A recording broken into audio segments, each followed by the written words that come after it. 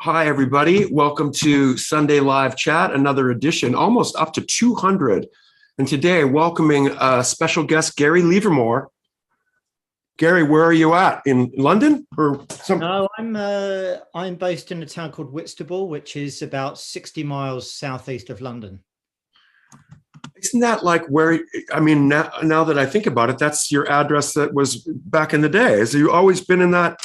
And in fact, if you see where I'm pointing, Yep. about 200 meters that way, my parents still live in the same house that Mind Record started in. Wow. So what is it called? Whitstable, Kent? It's Whitstable and the county is Kent. Kent. And, for those who want some more geography, it's about 6 miles north of Canterbury, which has a very famous cathedral. And it's about 25 miles north of Dover, which of course is a famous port of entry into the UK. Interesting. How far is it away from London? So I'm about 60 miles. 60 miles. Southeast of London. So if you think of the North Sea, and where it flow into what becomes the Thames, I'm just on the southern part of that. So you come away from London southeast, and you go across a piece of water, and you have Essex and a famous town called Southend, which you can more or less see from Whitstable, but it's about 15 or 16 miles north. I'm doing a lot of nostalgic type stuff, always reminiscing to like the birth of this wild planet scene, so to speak. And I often wonder how all you guys got exposed to this type of music to begin with versus another form of music, and what set you off. Well, I think for me, it was probably being the perfect age. So, I was 13 when punk started, so aware of, but maybe slightly too young to get really into it. Slightly too early for me to be going to shows. But fast forward 2 years, and it's the beginnings of post-punk, and starting to, I guess, get a bit more pocket money, have a Saturday job, have some money to buy records. I started reading the UK music press quite avidly when I was 14, 15. So again, this was the exactly the time that I guess the likes of Joy Division were breaking, I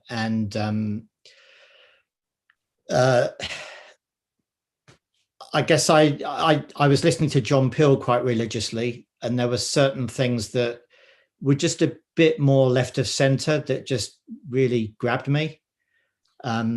Interestingly, I don't really remember him playing Throbbing Gristle very much, although I do remember him playing the title track of 20 Jazz Funk Greats and thinking, wow, that's great. But there were just certain things, mostly electronic, interesting sounds that just really grabbed me. And I think if I could just backtrack a second, I think I have probably a music teacher at school to thank, because one thing I do speak to a lot of friends about, some of them I was at school with and in the same class, at the start of my second year at school in Canterbury, so this would have been September 1975, so I'd just turned 12. And she said, boys, I want you to listen to this. And it was side one of Autobahn. Wow. And, it certainly blew my mind. Yeah. I'd never heard anything like it. Of course, at that time, Autobahn had already been out for a year.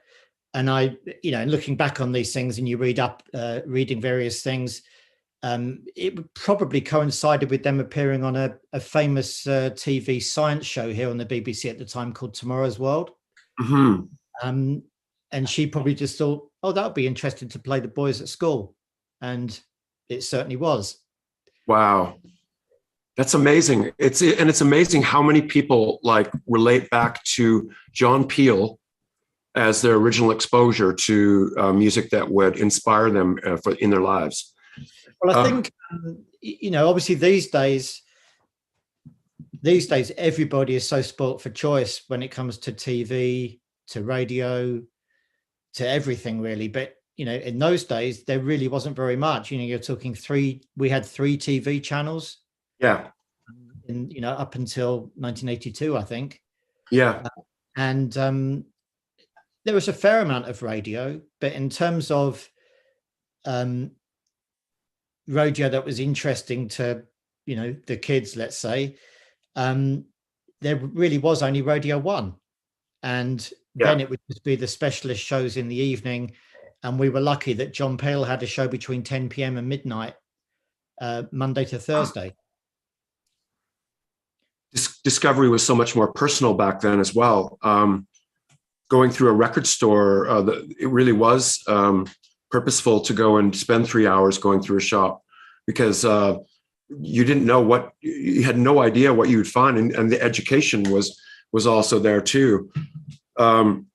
What was it that brought you out of the house to see a show, though, that actually moved you to say, okay, I'm leaving my house, I'm going to go see this particular thing that's interesting me? Well, I think I'd already been reading music papers for a year or so. But actually the very first, say, big gig I went to was actually XTC.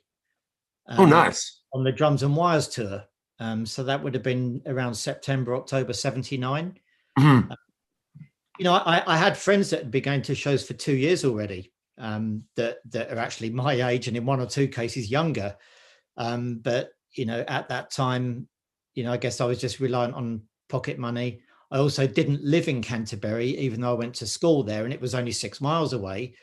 But I guess it was easier for my friends who lived in Canterbury to go to shows in the evenings. But, I actually missed some really big shows.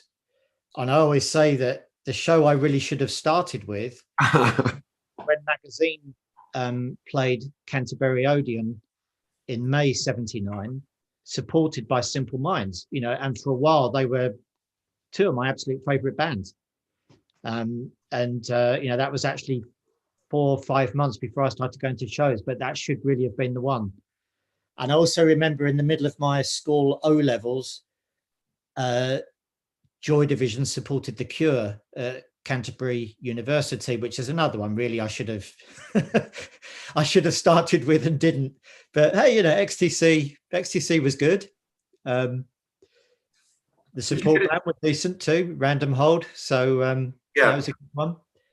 And then I guess that got me the bug of starting to go to a fair amount of shows. That and getting a Saturday job, so I actually had money of my own in my pocket. Yeah. So I remember fairly soon after that, beginning of 1980, I remember seeing Orchestra Manoeuvres in the Dark at Canterbury University. They were touring their debut album. I guess it had come out that week. Classic. And very shortly after that, my first gig in London, which was the Human League at Hammersmith Palais on the Travelogue tour. Awesome. So that was a really good one too. I would have been with you on those. It's right down the same road. And it was kind of interesting that these seem to be like more normal bands, can I say? So what led to the post? Yeah, well, that's true, because my second gig in London was 2 months later, and it was Ultravox on the Vienna tour. And I think 3 months after that, my next one in London was Simple Minds on the Empires and Dance tour. So they're all pretty mainstream electronic shows. But bearing in mind, I was still at school. I guess of course, Throbbing Gristle had been playing regularly live in London, as had a few other of the bigger names on the industrial scene. But, I really wasn't getting into that stuff until, 79, 80. That's still pretty early. Well, yes and no. I did have one friend in particular that introduced me to a lot of stuff, especially TG. And lending me records before I could really afford to buy too many of my own. So But I did see TG and the Cabs on the same bill, because I did go to the final Throbbing Gristle show before they split the first time, and that was at the Lyceum in February '81. And Cabs, Clock DVA, Zev, and Non were also on the bill. So that was an interesting gig. Something must have shaken you, though, to want to sort of get more involved and start Tone Death tapes. Yeah. Wow, you got that one. Interesting. Yeah, I mean, I haven't seen that. I haven't seen that sleeve in a while. A certain impetus to look at that. Look at that. Actually, you see where it says cover art, brown it. Usmord. That's the guy. That's the cover art, brown it. That's the friend I was referring to, Chris Brownett. Oh, right. And actually, he really had the main contact with Brian Williams of Lustmore at that time. That's I haven't seen that in a long, long time. I'm here to remind you. I think I must have copy 0002, and I'm sure Chris has 0001. So, but there was some sort of like interest that you obviously were showing here. What was the impetus to collect or have people send you music to want to expose other people to originally? Well, again, it's interesting because myself, Chris Brownett, and another friend, Vince Shell, we started Tone Deaf fanzine in 1982. Just bear in mind, I left school in June '81, and I was one of the few people I knew who didn't go to university. So I got a regular day job, which was already lined up before I left school, but I didn't like it very much. And the fanzine really was a way of, I guess, channeling my interest where it really lay. And Chris and Vince were both with me on that. And we made 2 issues of Tone Deaf fanzine and 2 cassettes of Tone Deaf the group, but that ended pretty much as quickly as it began, to be honest with you. But with the fanzine, we figured, wouldn't it be great to put a cassette together of some of this interesting music that we're featuring in the fanzine? And that's what became Rising from the Red Sand. That's crazy because I mean, and I guess just to maybe put a bit of context on it, obviously I've already mentioned From Brussels with Love. NME were putting cassettes out. There was the very famous Music for Stowaways, British Electric Foundation. Yes. I had a lot of those. The classic. Yeah, really great stuff. Yeah. And in fact, Portion Control had given me their tape. Ed Carspell had sent me Atomic Roses and a couple of other early Pink Dots tapes. How did they find you? How did they know to send to you?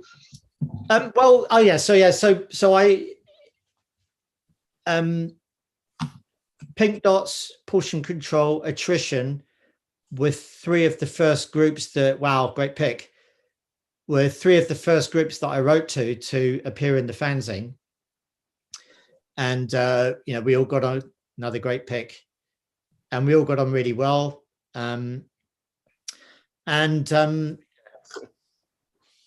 So I guess them giving me tracks to put on a compilation was more or less a given, but it became a bit easier to contact other artists as well. I suppose while the fanzine was still in operation, I was in touch with the Contact List of Electronic Music, which was a Canadian thing anyway, right? Absolutely. I can't remember the name of the guy who started it. It was Alex Douglas. Yeah, that's right. Yeah. And I think I must have got some addresses from him. Oh, that's amazing. And also there was the International Discography of the New Wave. Yes. Oh, yes. Like a brick, bigger than a brick sized. Oh, excellent. But yeah, the International Discography of the New Wave. Again, that had so many of artists and labels in it. I just started writing letters to these people and didn't necessarily expect to get many responses, but did. And of course, I was also buying other fanzines, swapping fanzines with other editors, and there would be addresses of excellent.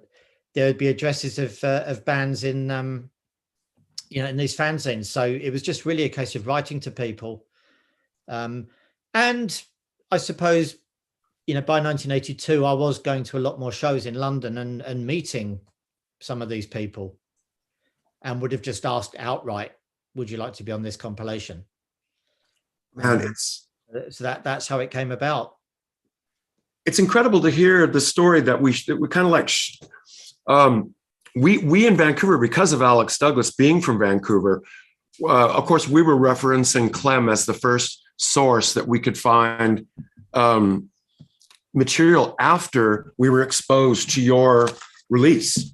First release that I ever heard was these. Yeah. And I have to say that it was okay. So I probably might not be sitting here right now talking to you if it weren't for original exposures to things that eventually became, I guess, so to speak, our career. So it is quite. Yeah, it is funny, and I guess the older I get, the more I think about the fortuitous start. Let's say it's just a happenstance thing, isn't it? Anything could have happened. Nothing might have happened. It's also interesting to point out that you mentioned earlier about the Human League and Ultravox and orchestral maneuvers and stuff, and everything was sort of like that was still quite underground at the beginning and quite amazing, but yet there was a deeper underground. And so you were here calling what if you look at like what's on Rising from the Red Sands, from the names from Legendary Pink Dots or Test Department or Portion Control or Chris and Cozy or Nurse with Wound, or all sorts of bands that like become like iconic contemporaries of yet another genre of music are being introduced for the first time in a collection that I found it quite interesting that you did your homework and expose people to not only this sound, but funny, I listened to the Rising from the Red Sands 1 and 2 last night. Still stands up so nicely. And did you listen to it from from YouTube, the box set reissue, or just the cassette still? I have the box set reissue right here, and I have to say, this is beautiful. There's nothing greater than a fine re-release of this magnitude. I thought Frank did a great job on that. Absolutely, VOD. I have to say, has done an incredible job on some of their collections, and this is certainly one of them. I'm certain, and I also love the foreword that France wrote. Mm-hmm. Basically, sort of like echoes what I was like saying here about how discovery and sort of like the essence of like being introduced to something in those days. You were the proprietor of directioning somebody. You could like say, that person could then say, well, yay or nay, or it would change their life. And so many people I've met that has, basically when we confer back to the beginnings, we confer back to the Rising from the Red Sand, that introduction. Also I also make reference to the Elephant Tape.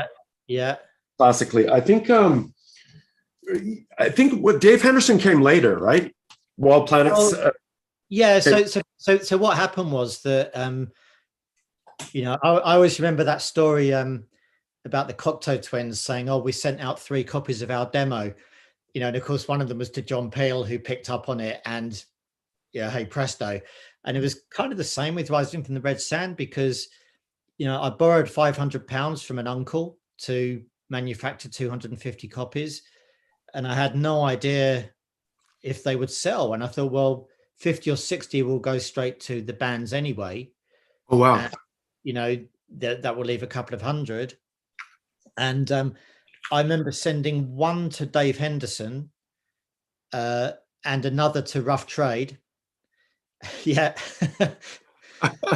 and somebody from Rough Trade called me and said, "Oh, what are these selling for?" And I said, "Well, £4.50."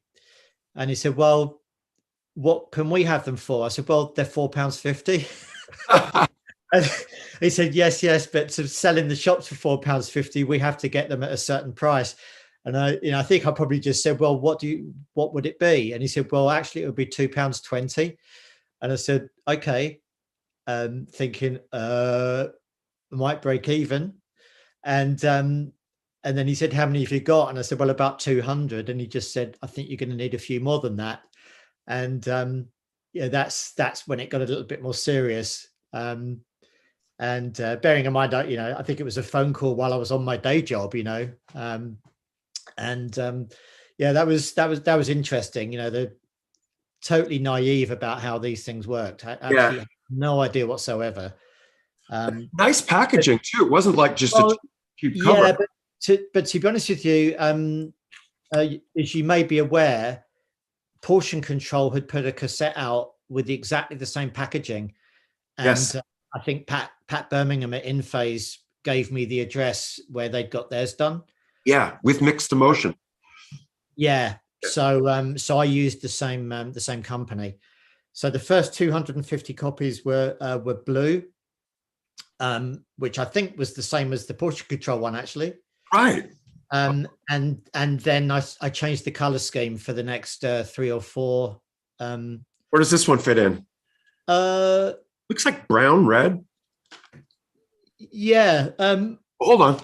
I got a second set here. When something's so good, you got to get it twice. Wow. Oh, did I see a price tag on here? $20. Wow. So yeah. was that from Odyssey or?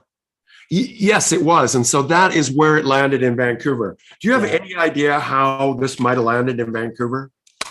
Well, I remember Dave Henderson contacted me saying, "I'm going to review this for Sounds." And the next thing I knew, in those days, there were 4 weekly papers in the UK in those days. So there was Sounds, NME, Melody Maker, Record Mirror. And in 1983, they all came out on a Thursday. And I do remember going into my local newsagent on the way to work and flicking through Sounds. And there was a 5-star review of Rising from the Red Sand. Yeah. With my parents' address on it, and send your checks and postal orders for £4.50 here. And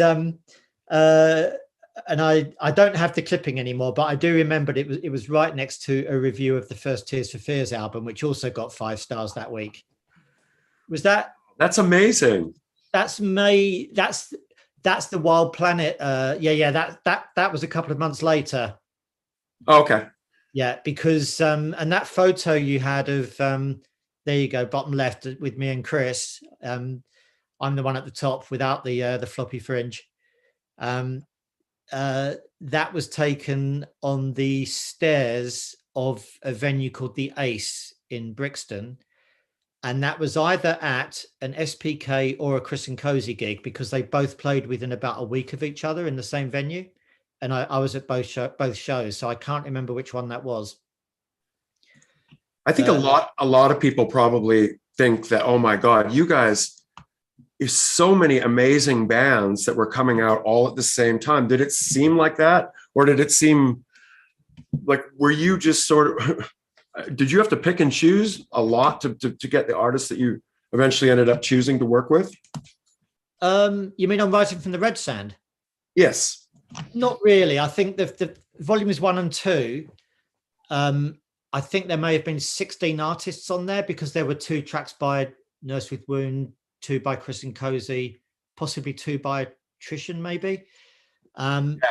So it didn't take that long to put together, to be honest with you.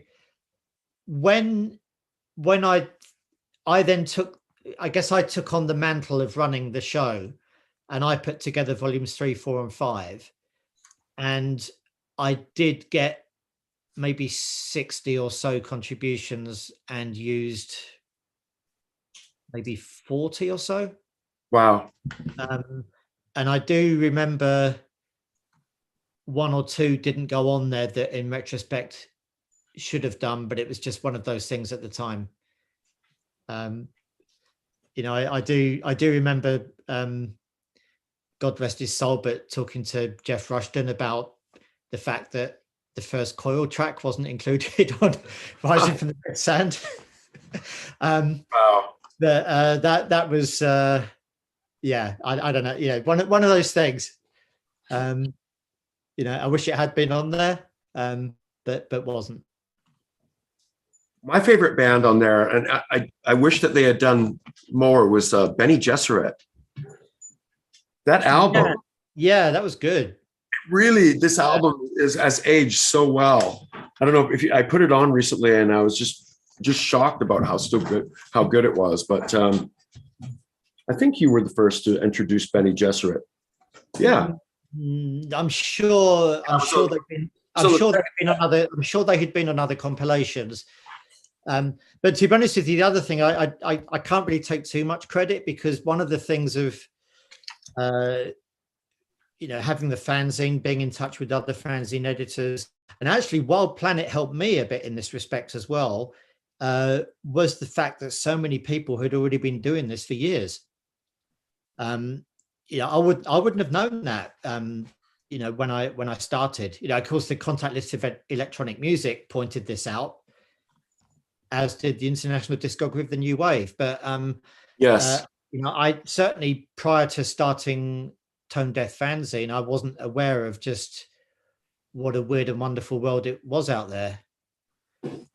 And I think it really was just you know, a fortunate occurrence that Red Sand came out when it did, and somebody like Dave Henderson took such an interest in it, because that did help expose it to, you know, to a much wider audience. yeah, for sure. So I guess, you know, if we're talking like a publication like Sounds in 1983, you know, Sounds, I think, probably had the most wide-ranging areas, you know, that it went into. I think at the time it was the only one of the 4 weekly papers that covered a lot of metal, for example, which I personally wasn't into, but you know, it's fine. You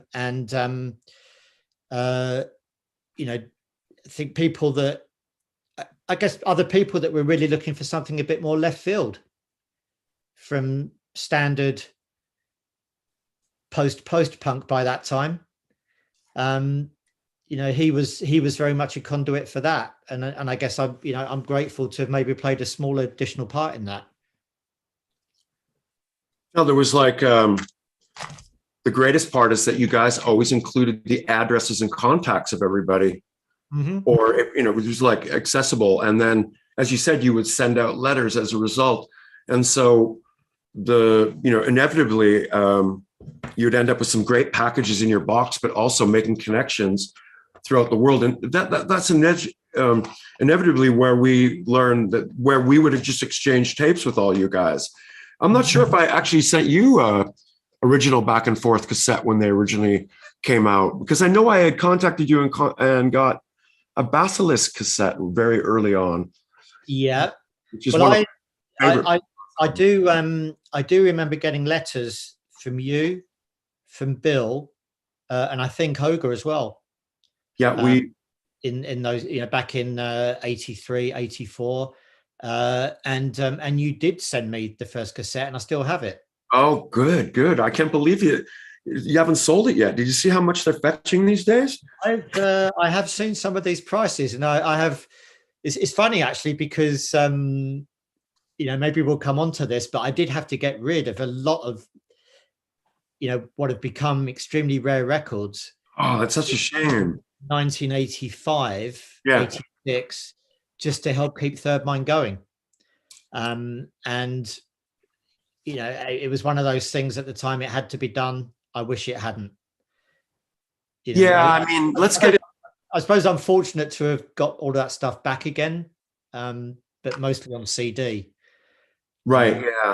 Yeah. Anyway, it's true. Nothing beats the old sort of like the old school flexi. Yeah. And that whole tape trading. Is that Atomic Roses you had there? Yes, it is. Yeah. So I still have that. Things like that. I still have. They're very like the early nocturnal emissions stuff, or so saying even like that portion control downing on the Fresh. Oh wow, yeah, I remember that too. I have a bunch back in there, but I just dragged a few out. Stuff. Yeah, maybe I should have dragged a few in as well.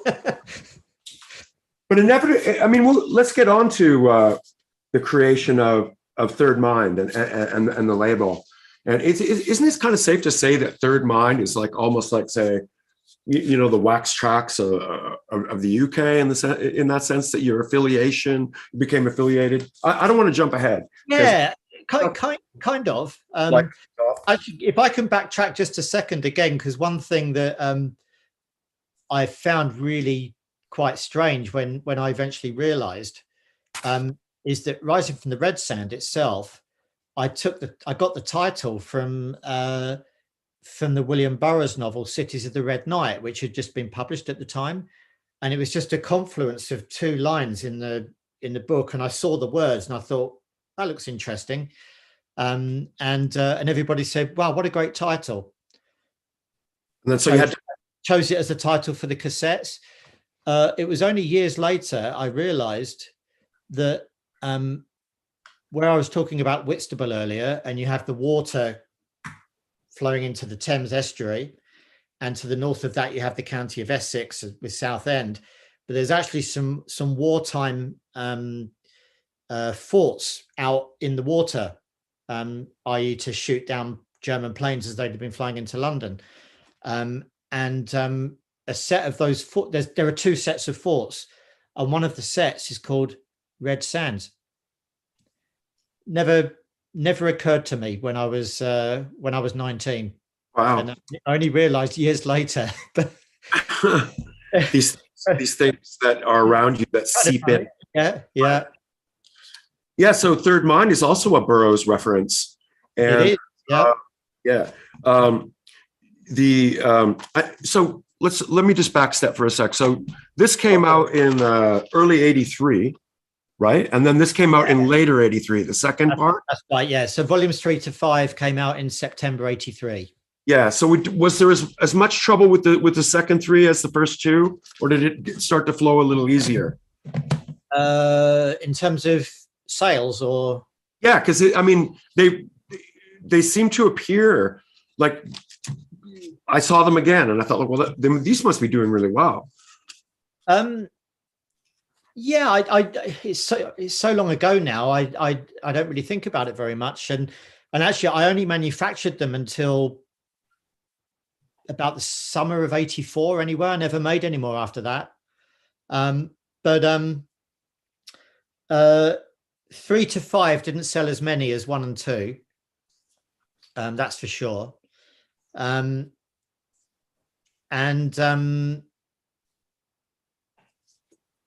I can't put an exact figure on it, but I'd probably say maybe 2,000. Nice. And maybe slightly more of volumes 1 and 2. But it's so long ago that I can't remember for sure. But it certainly provided me with the impetus to leave my job and try full time. So I actually left my job the very last working day of 1983 to start Third Mind as a full-time concern. And at that point, I had actually just put out my first 2 vinyl releases. So one of those came out around the same time as the Red Sands 3 to 5, and that was an album by Constructivists. That's a bit later, but there was a good, there's a good. We'll come back to that one. But there was a Constructivist album called Psychogenetica. So that came out September '83. And Constructivists is Glenn Wallace, who was a friend who actually lived in a town called Gillingham, which is about halfway between Whitstable and London. And myself and Chris Brownett had become pally with him when we started the fanzine, and it was like, wow, there's this guy with all this electronic gear that lives quite close to us, you know, because it wasn't really it's not something we wouldn't really have been aware of too many other people in our area that were into the same kind of music. Which is probably, again, more the fact that we were pretty young and just didn't know that many people. I'm sure there were people that were into that sort of stuff. And there were certainly people around the Canterbury area with tons of electronic equipment, because as you may know, I mean, the Canterbury scene was a really big thing in the late 60s, early 70s, with bands like Soft Machine and Caravan and Hatfield and the North, etc. You know, and some of those people went on to, you know, get more involved in electronic music. Yeah, I mean, it was, you know, getting to know Glenn was great, because obviously we made a record with him, which was primarily him with us helping out a little bit. That came out on Third Mind.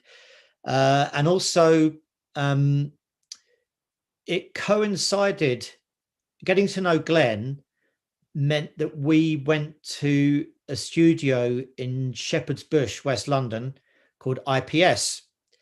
And it was only a small 8-track studio, but it's where Steve Stapleton went every week to record Nurse with Wound material. It's where William Bennett went to record White House material, and, you know, a few other names on that scene were using that studio. And that Bushido photo you just showed was taken outside, about 50 meters away from IPS studio in September 1984. Actually, that picture was taken. But yeah, yeah, as I said, we got to know Glenn. Steve Stapleton I interviewed for Tone Death, got on very, very well with him. Obviously, he had tracks on Rising from the Red Sand, and then he literally gave me an album to put out, which was the second vinyl release on Third Mind, which was Austrian 1913, and that came out in November '83. Classic album. So yeah. It's so great. I mean, did you feel like that you guys were on top of a scene, or did it just not occur to you really? Just took it for granted a little bit? I would have said on top of the scene. You know, I was still living at my parents' place over there. And I was going into London, I guess, once or twice a week to go to shows, but certainly not everything. And there would have been other people running labels, people in bands that were literally at everything. I was still picking and choosing. Yeah, nice one.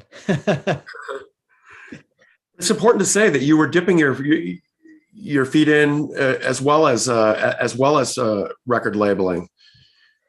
Yeah, although it was more a case of knowing people that had some musical talent and being slightly more aware of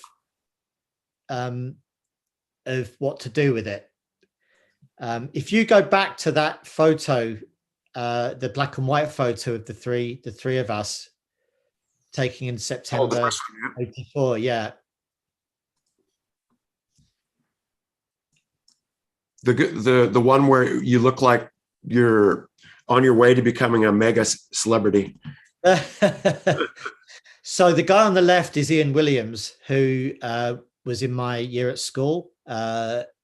Very good musician. He's gone on to do quite a lot of, he's still recording a lot of music. He had his own band called Beautiful Peregrine Boat. He also composed his soundtracks just under his own name, including one of my favorite records of last year, actually, Invisible Wounds, if people want to check that out on Bandcamp. So it's actually, it's in French, so it's Les Blessures Invisibles, the Invisible Wounds. Great record. And the guy in the middle, Chris Elliott, and yes, he really was as young as he looks there. But he's a composer and arranger. And I guess his big break came when he did about a third of the arrangements for Baz Luhrmann's Moulin Rouge. Wow. So I guess it would have been in the late 90s.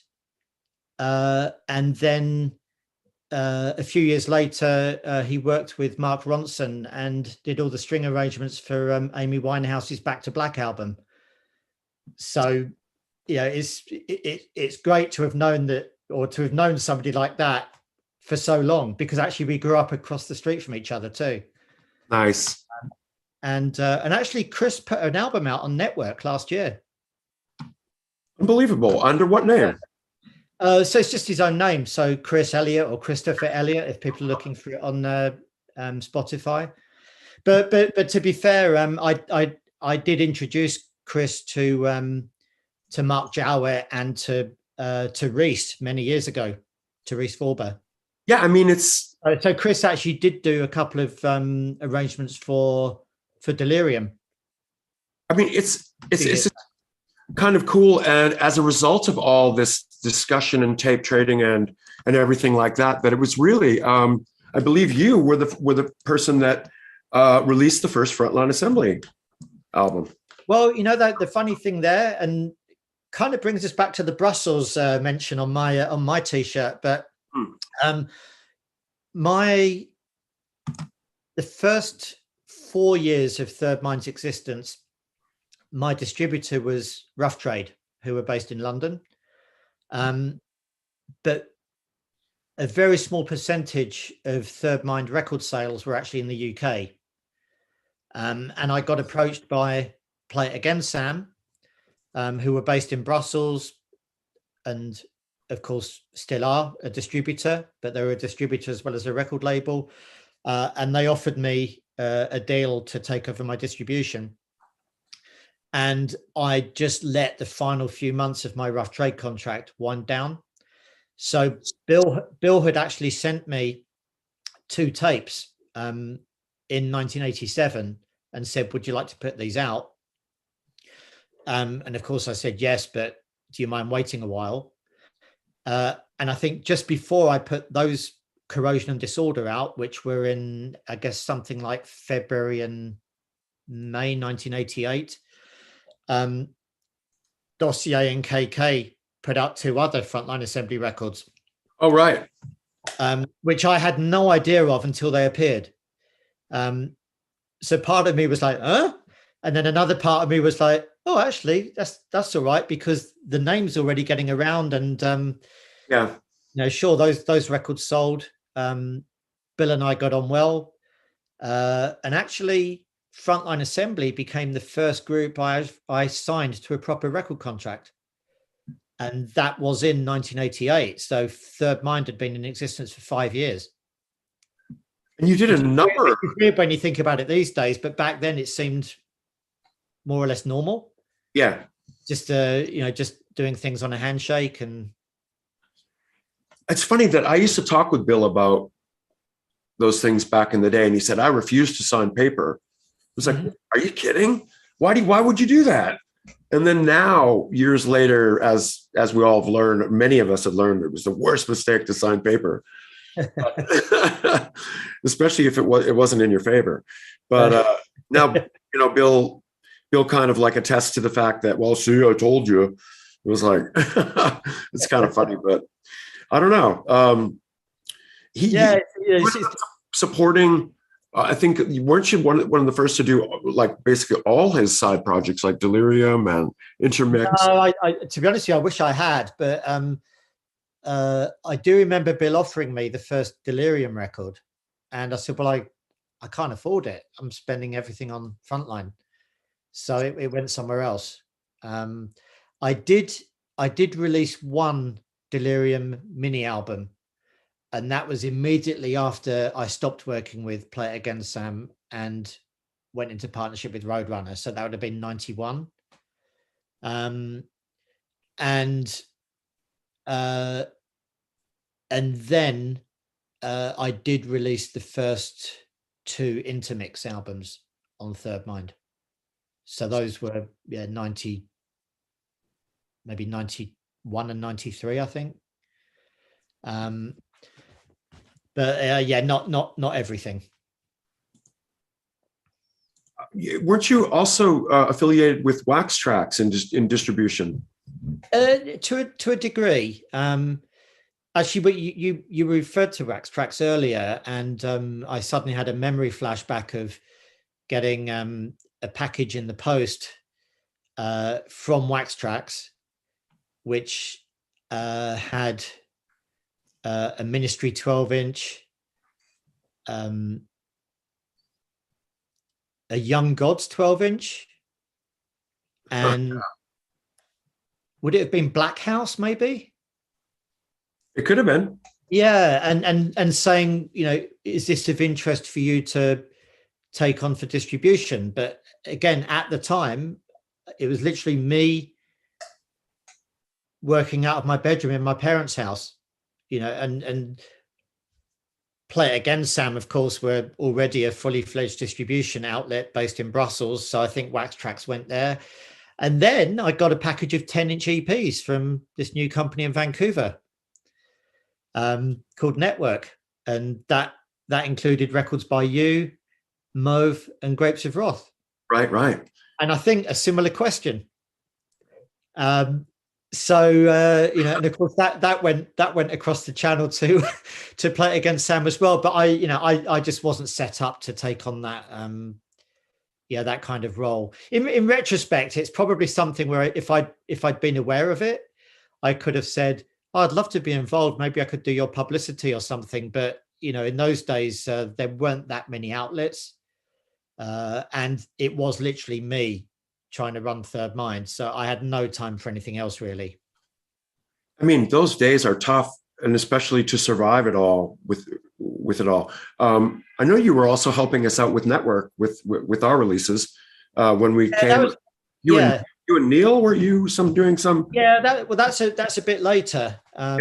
Because Third Mind finished in 1994, and I set myself up as a well, on the one hand, a publicist, but also a record manager for hire, if you like. So, in other words, labels that couldn't really afford to have their own dedicated office. But I took on 3 or 4 clients from outside the UK and took on more of a label management role. And my first client in that regard was Network. But for you personally, of course, there were various Skinny Puppy compilations, and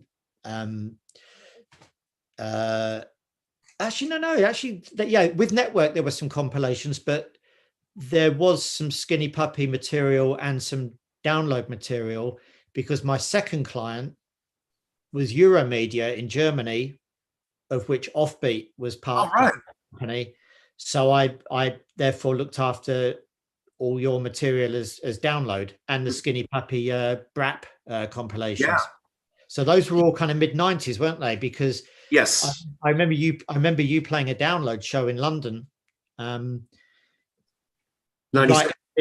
in the middle of the European Championships in 1996, and if memory serves me correctly, and it always does, England had just beaten Scotland 2-0, and you played the Camden Underworld straight afterwards. That was a good evening. I trust you're an avid footballer. So no, that and OCD, yeah.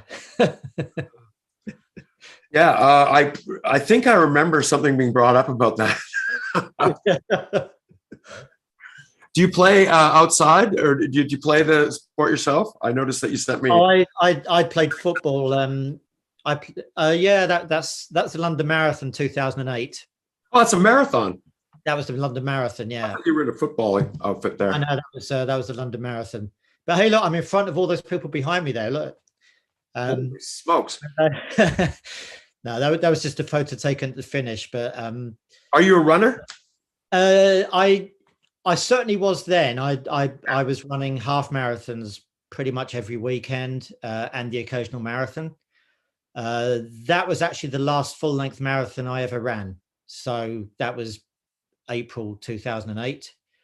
I still run, but to be honest with you, I'm at that age where sudden changes in direction, calf muscles just. Hey, you know what it is? It's the cobblestones in the streets over there. Anybody who comes from America and goes over there and does running always ends up doing something to their ankle because of the streets. Yeah, I've developed a technique where when I'm changing direction slightly, I just try and keep the leg that's landing is kind of going in the same direction you're about to go in. Yeah. Sometimes if you miss it, I just feel a twinge and I have to stop. So cycling has actually become my thing in certainly over the last decade. Oh yeah. I cycle a lot.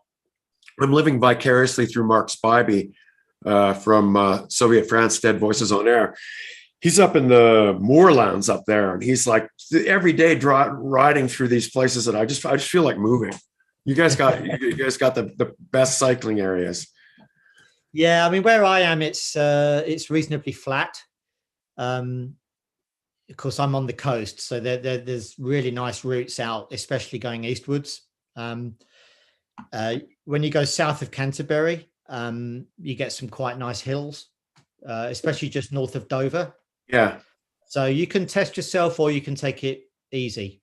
Look at this. I love it. Beautiful. That photo is a lot of sentimental value there. I have to say it's the most flattering photo that was ever taken of me. So I'll always be forever grateful to my diligent friend Bob Deacon. What's the Beware the Savage? Say again? What's the Beware the Savage whore jaw? Well, it's definitely 1984. I definitely could have. David Bowie. Could have been in any band. Well, you were. David Bowie, 1984. But or David Bowie, 1984, but in 1974. But that photo was taken by Rob Deacon, who at the time had I'd say a far superior fanzine called Abstract. Oh, right. And then started Sweatbox Records. So he took that photo in Spain, actually, in May 1984.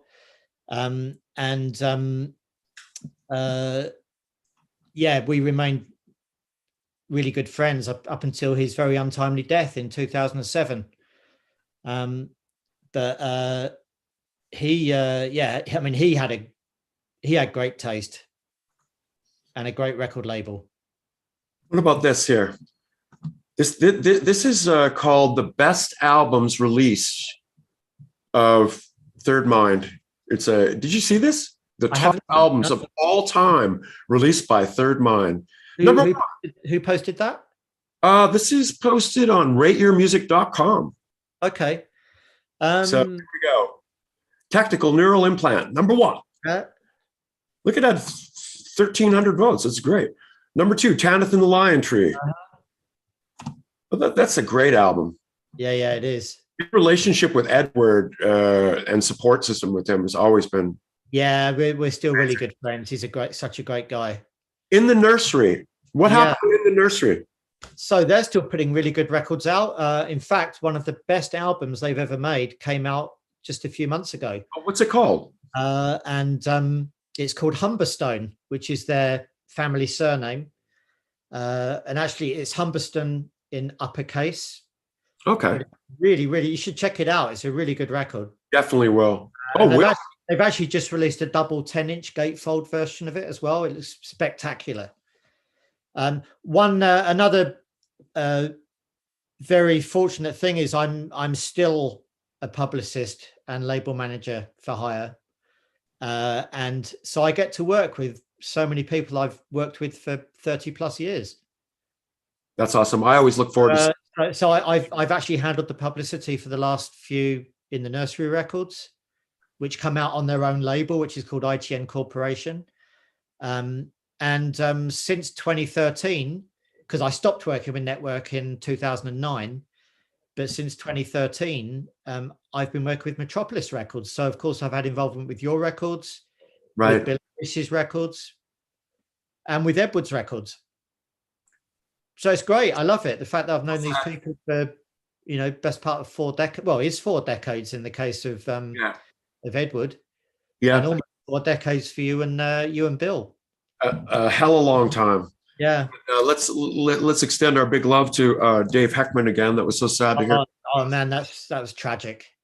What a horrible thing. Such a lovely guy, really lovely guy. Yeah, absolute. Yeah. Sweetheart. Look at that, number 4, Pearl of Great Price, Will, from another Vancouver band. Yeah. Coming up in the 4th position there. Had Reese involved with that. That's right. There's another extended Frontline Assembly offshoot. Yeah. There's that classic Nurse with Moon album. Yeah. Yep. And there's classic Basilisk, Legendary Pink Dots. I do have to say, this is one of my favorite albums of. Something about, I have to say, couple of my favorite songs are released on Rising from the Red Sand. It's the Premonition 5 and Close Your Eyes, You Can Be a Space Captain. Yeah, well, I have to say that for me, they're, part of it's sentimental, but part of it's musical. But those are still 2 of my favorite Pink Dots tracks as well. You just can't. The fact that Ed was recording this stuff so simply, but it does everything. And the fact that you can stretch these pieces out over 12 or 13 minutes, it's just it's such a venture. And that was really what made me know right away. I think I had heard one of those songs, and it was then that I knew that I had to find more material by the Legendary Pink Dots. So the whole impetus of making a compilation to expose people to certain things and have it be a starting point certainly worked on me. I don't know how many albums I've got now as a result of listening to that. Bill Pritchard and all sorts. You're going through this list here. It's there's lots of memories coming back. See the number 31 there, Faction. I went to Graham Dowdall, who's better known as Dids. He moved about 20 miles east of me last year and had a housewarming party 2 weeks ago. Oh, nice. Which was great. He's living on the coast now as well. This is very cool in the sense that you could just hit play here and play this album. So kind of an interesting page. But how many releases did you curate in the end for Third Mind? So altogether, there were probably about 90, I think, of which about 60 would have been albums, and the rest would have been EPs or singles. Few compilations.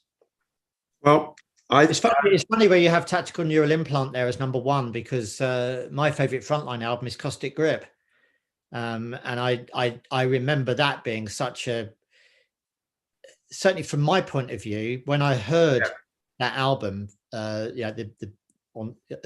a cassette originally, 8 or 9 months before it was released, I just thought that's a Premier League album of its type. I thought Gas Sensors in Crossfire showed a lot of promise, but Caustic Grip, to me, that was a game. I thought of it as a game changer record for Third Mind, I have to say. That was a really great record. Tactical's a good record too, but for me, it's always going to be Caustic Grip. And I do remember getting the first 12-inch cut which was Mental Distortion and Isolate, and the engineer in the cutting room saying, wow, that sounds fucking great. And it wasn't a guy that was into that kind of music particularly, but it was just, it sounded so cutting edge. Yeah, I've got very fond memories of that particular record, I have to say. What's the takeaway of everything? Do you look back and think like, why didn't pseudocode become bigger, or why, no, I mean, I think I mean, certainly Frontline Assembly got bigger. Absolutely. I think I think I played a decent part in that. For sure. But I don't think they would be even. It needed something a bit. It needed something a bit extra. And in 1991, I had quite a. I don't really want to go into too many details, but I had quite a bad falling out with Play It Again Sam as my distributor, and it left me a little bit high and dry. And I had to take a deal that I got offered, which was with Roadrunner. And weirdly enough, the deal was kind of brokered by a guy that was 2 years below me at school in Canterbury, who happened to be working for Roadrunner. So he knew what I'd done over the previous years. And he introduced me to his boss, and it was great. Certainly the funding was made available to make a record like Tactical Neural Implant. But, if truth be told, I think they were probably looking for me to sign the next Nine Inch Nails. And certainly, I think my head was more trying to sign the next Orbital or something, at that time. That's really more where I was at. Yeah. And, I think it ultimately kind of made sense that Third Mind ended when it did. So it gave Frontline the option to have what became the Millennium album, which had some very guitar orientated tracks on it. That came out on the Roadrunner label rather than on Third Mind. And it was a short while after I had stopped my association with them. So I think that was good for, it was good for them. But, the weird thing was that within about a year or so, I was working with them again, because I started working with Offbeat and Euromedia, and by the autumn of 1995, there was another Frontline Assembly album, Hardwired, which came out on Offbeat, and I was the UK label manager and publicist for it. So yeah, it's kind of weird, but it worked. And I think my thing is, and I must admit, I didn't really think about it that much for maybe 20 years. But it was maybe not 20 years, but for quite a long time. But I always thought, well, it was great. It took me through my 20s. And yeah, I mean, I was 30 when Third Mind finished. Oh, wow. And I had a couple of months of thinking, okay, I really need to do something else. And in the back of my mind, I had been thinking, well, when I started out, I had no idea what a publicist was, but I've more or less been doing it for the last decade. Except maybe a year after I started working with Roadrunner, there were a couple of girls in the office that were handling the publicity for Third Mind releases. And I kind of missed it. I had really good relationships with a lot of people in the music press and at radio, and I missed it. So ultimately it was something that I wouldn't say a stepping stone, because there was nothing deliberate in it. And if Third Mind could have continued, I would have done.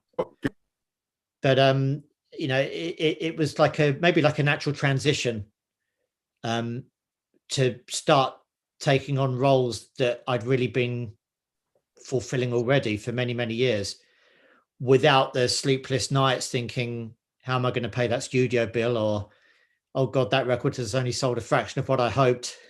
Oh yeah, those kind of things, you know. So that would be the worst part of being in the label, is having belief in the product and then not see the product do something. And actually that was another big thing with Third Mind, that I only worked with people I got on with. Yeah. And you'd have the occasional falling out, but not many. Mm-hmm. And you know, ultimately you're all trying to do right by each other. Yeah.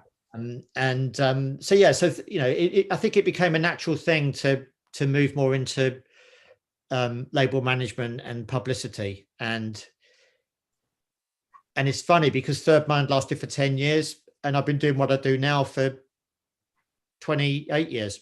Oh my God, is that much time gone on? So, but as you say, you know, I did catch your I caught your interview with Ed Carspel and also the one with Bill and Reese. And I know you were talking about the whole nostalgic aspect. And of course, the older I get, the more nostalgic I'm becoming as well. And I think part of that is the fact that, you know, for many years, I lived in London and then relocated back to the town I spent my teenage and early 20s in. And so, of course, that kind of goes hand in hand with it as well. Yeah. You know, I can think back to, you know, I guess in 1983, I think I got my first Sony Walkman. So right. Yeah, you know, occasionally I'd walk back to my parents' house listening to a cassette. Right. Whereas these days I'm walking to my own home from the station or walking around my town, blasting out great sounding versions of the same records that I would have been playing 40 years ago. You know, but with you know, with remastering techniques being what they are, and especially quite minimal electronic music, how great it can sound these days. It's like what okay, so when I listen back to most of this stuff, that's the first thing that I notice is that there isn't like some sort of prerequisite that it has to follow a certain path or something. It could be so varied and so diverse throughout, say, the course of this compilation. There's such diversity. And well, I think that was the nature of that compilation anyway. It did try and go right across what could be perceived as, you know, electro or electronic industrial, or, you know, whatever we would have called it back then. What was it? What was it? I guess I would have thought of it as post-industrial in 1983. I don't know, because for me, it seems like a beginning.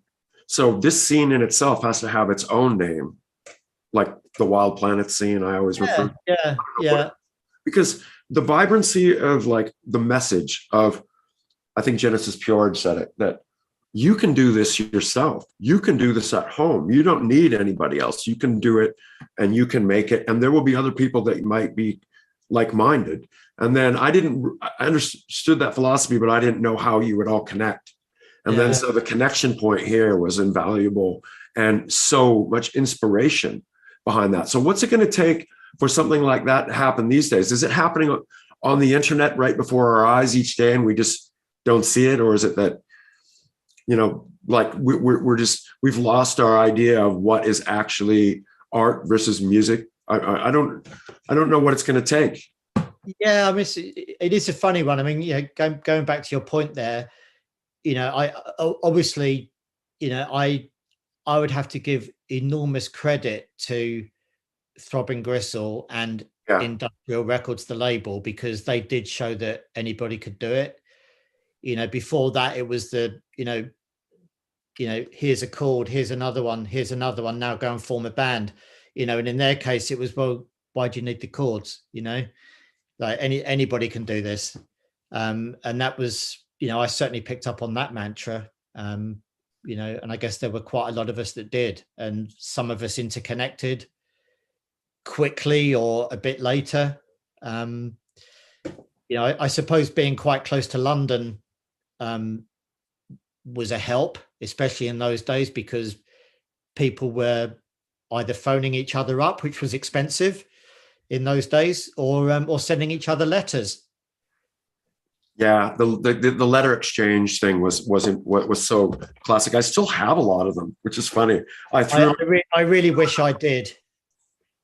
I threw them in the sleeves. So if I pull out a record now, I'll pull out a little correspondence as well.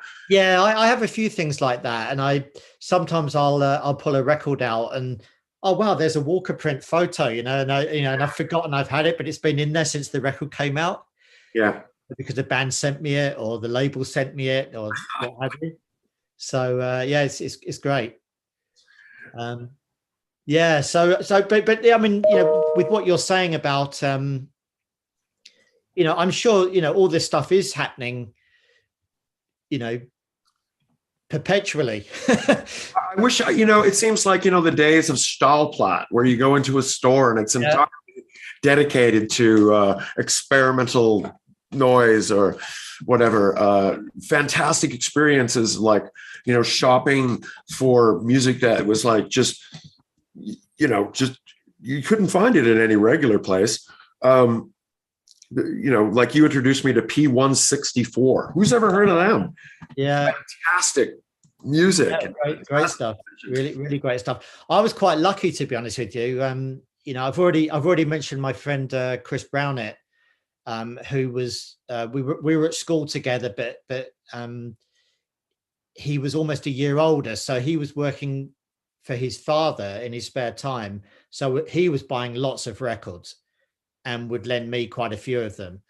But when I left school and I went to work in a town called Herne Bay, which is where Chris lived, but there was a record shop there called Gowers and Jones, and it was a stone's throw from where I worked.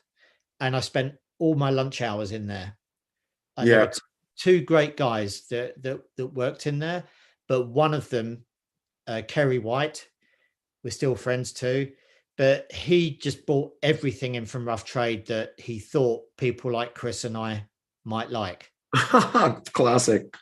So there were a lot of records he bought in that I heard for the first time. He just put it on. I'd listen to the first minute and say, that's great, or not sure.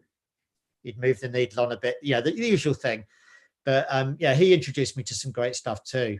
Of course, by the beginning of 1983, I was manufacturing Rising from the Red Sand cassettes, and quite often on a Saturday morning, I would travel into London with a box of cassettes to take them to the Rough Trade warehouse.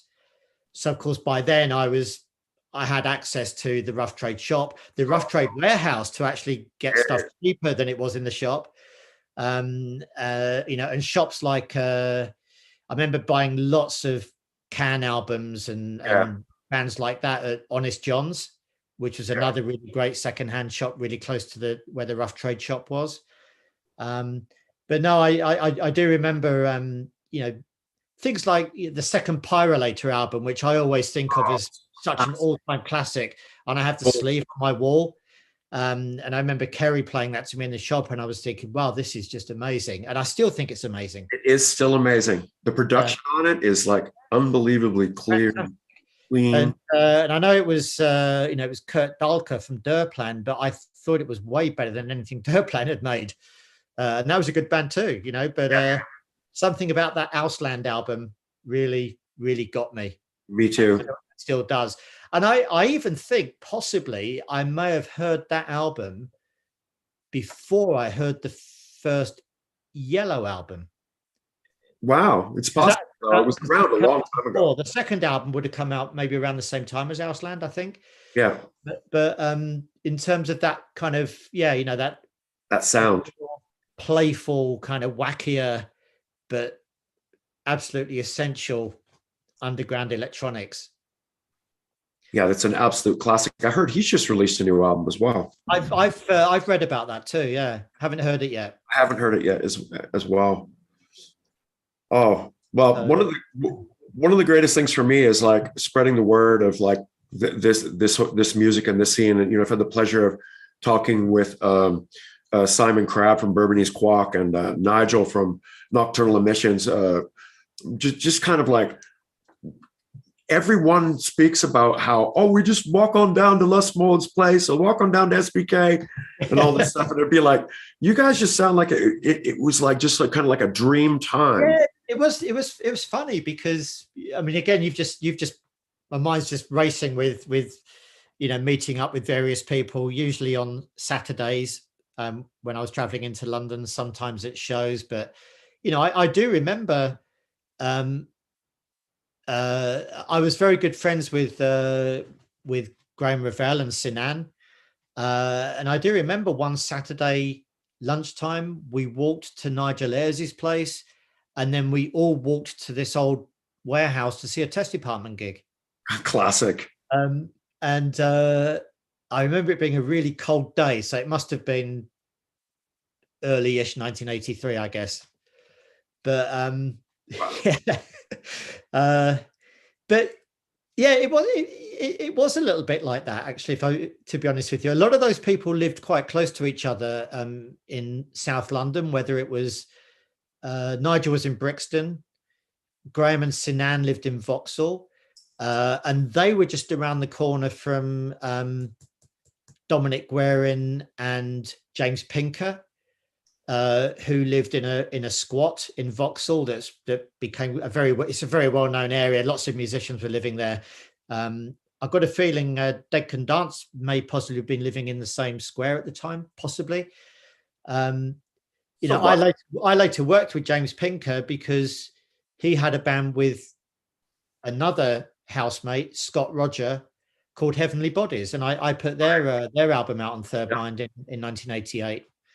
But yeah, it was a bit like that. And Brian Lustmod also lived very close by.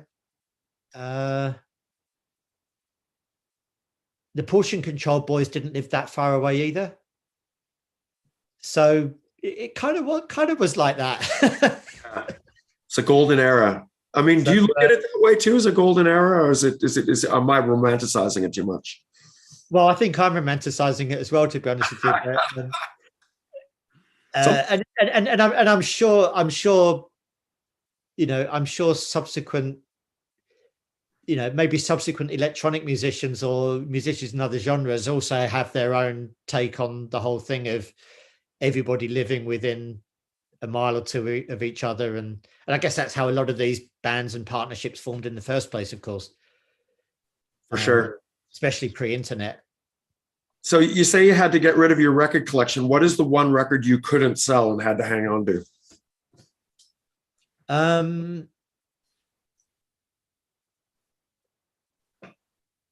Was there one? Yeah. Well, I'm sure there were.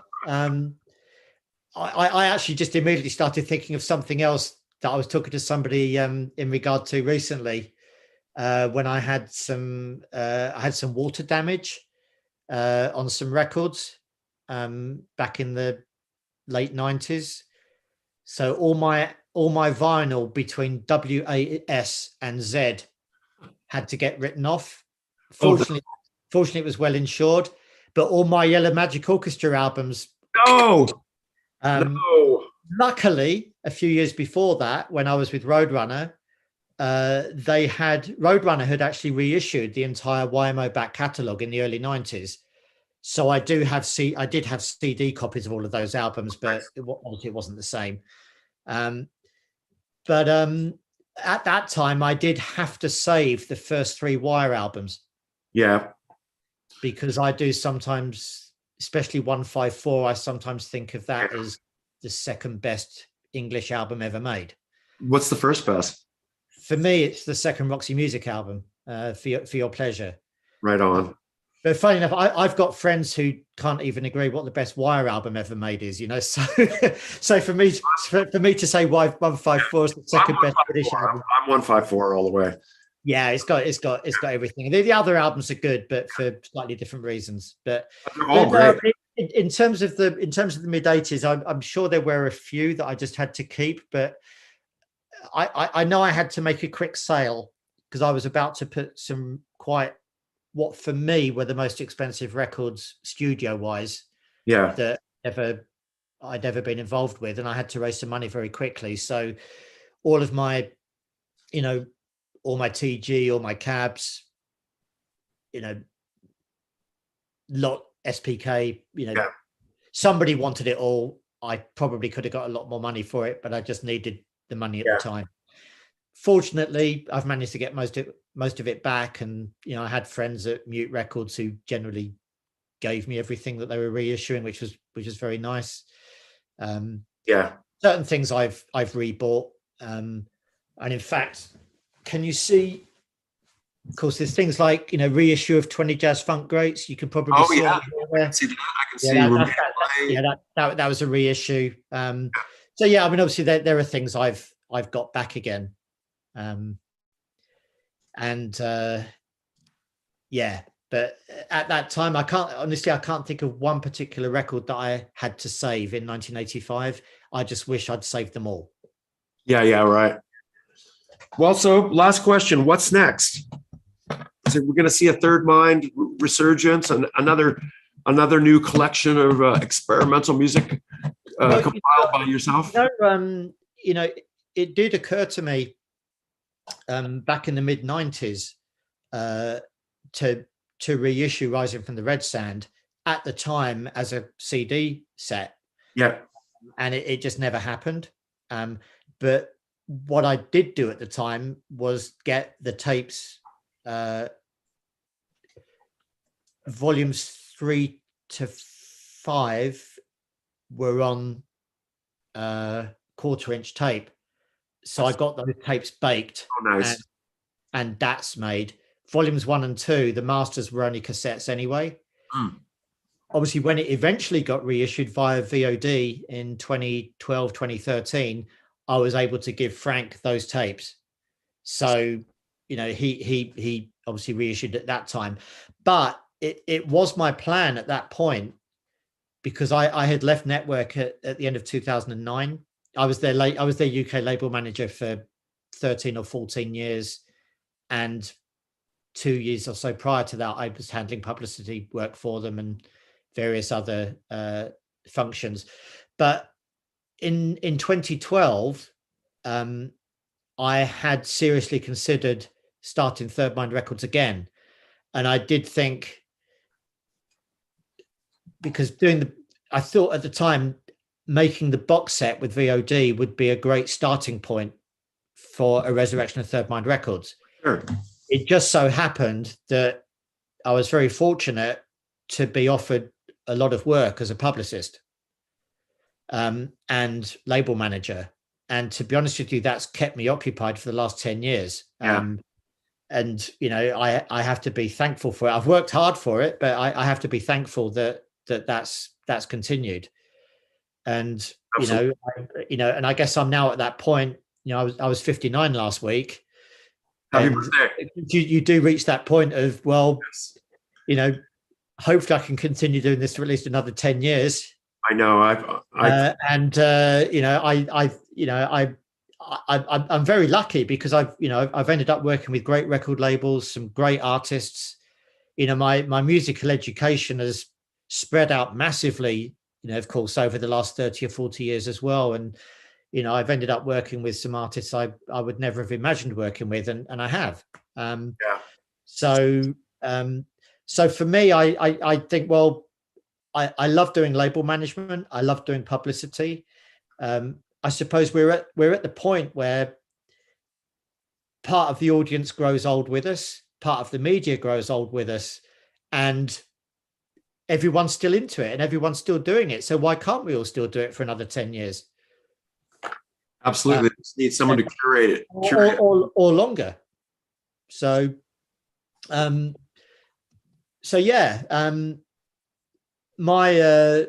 guess my wish is just to carry on doing what I'm doing. I think you should. I think it's always a pleasure to see you. You're a great guy, and I love your energy when you're around. Whenever I see you, it's always fun. And we don't meet up often enough. That's the problem of being 5,000 miles away. I know. I love Vancouver so much, but I haven't been there since summer of 2008. It's been a long time. I'm in LA now, so basically, of course you are. So yeah. So you're in LA, aren't you, these days? You're in LA. Let me know, Gary, and we'll have to be social.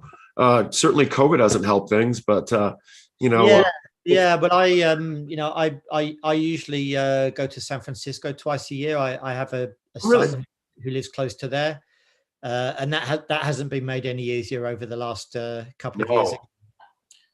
No, absolutely. Well, yeah, as I say, if you come down the region, please let us know. And Tiger, you're saying hello, huh? Hey. I bet you this is rare. I bet you people can't just go readily out and get this still. But if you can, make sure you make an effort. It's like it's a real box, and it's certainly a great pressing, and certainly worth getting. It's invaluable. Gary, thank you so much for joining us today and sharing some of your. It's been a pleasure. Really good to speak to you, and yeah, great. Hopefully it won't be too long before we do meet up again. Yes, all the best to you and family. And man, I'm going to go listen to some Pyrolator. It's got to be done. Yeah. All right. Bye-bye. Later. Bye-bye.